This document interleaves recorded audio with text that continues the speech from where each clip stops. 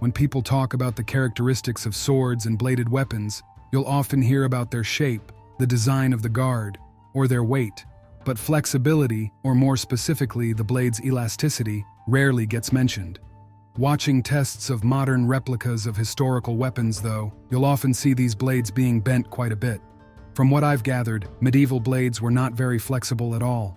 By the modern era, however, with the decline of armor and advancements in metallurgy, blades started appearing that could noticeably bend without breaking. This quality was most essential for lightweight slashing weapons like late sabers or curved swords. These had long, relatively thin blades, and flexibility helped absorb some of the energy from a strike, preventing the blade from snapping.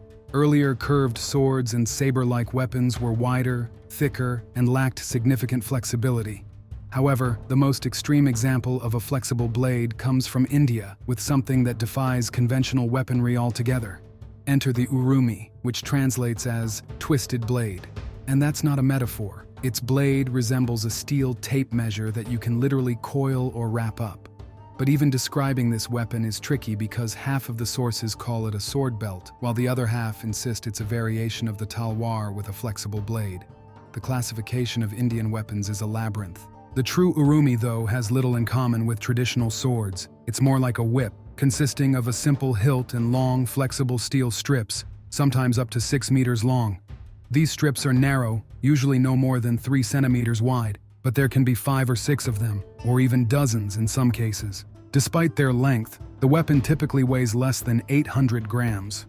But if you try digging into its origins, you're in for a surprise.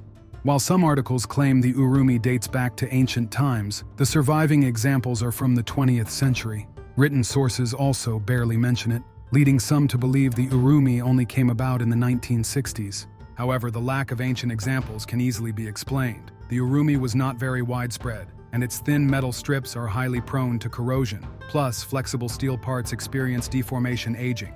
In simple terms, all that whipping around wears them out quickly. Still, considering the Urumi is used in the traditional South Indian martial art Kalaripayattu, I'd wager the weapon is at least a few centuries old. Then again, why would Indians even need martial arts? Judging by their movies, they seem superhuman as it is. Jokes aside, the Urumi is often attributed to assassins because of its ability to be carried discreetly, but I strongly disagree. This weapon could only exist in India or similar equatorial regions. Bladed weapons are most effective against unarmored or lightly armored foes. Against serious armor, like a steel breastplate, they're nearly useless.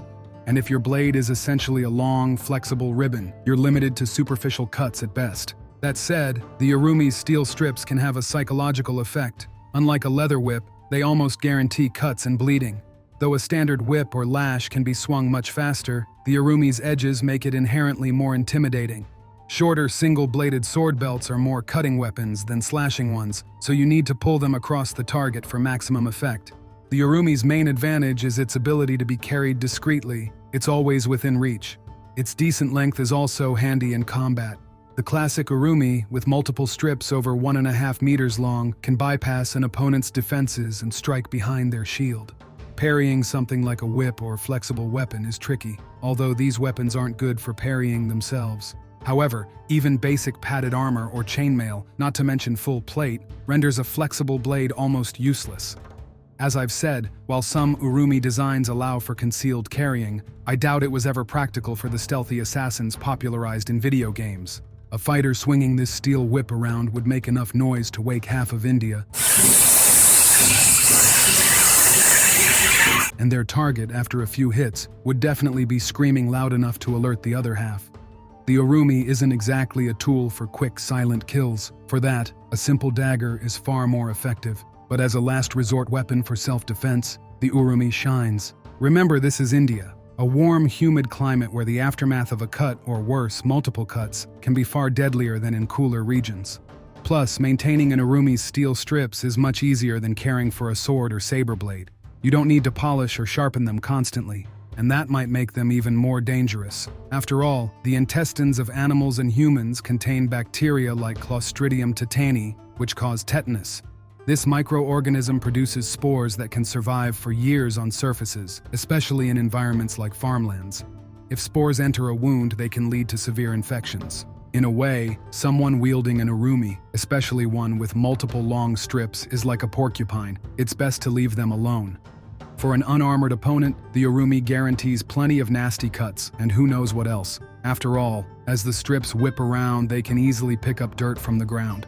Without proper skill, though, you're as likely to cut yourself as your opponent. Claims that mastering the Urumi takes decades are exaggerated.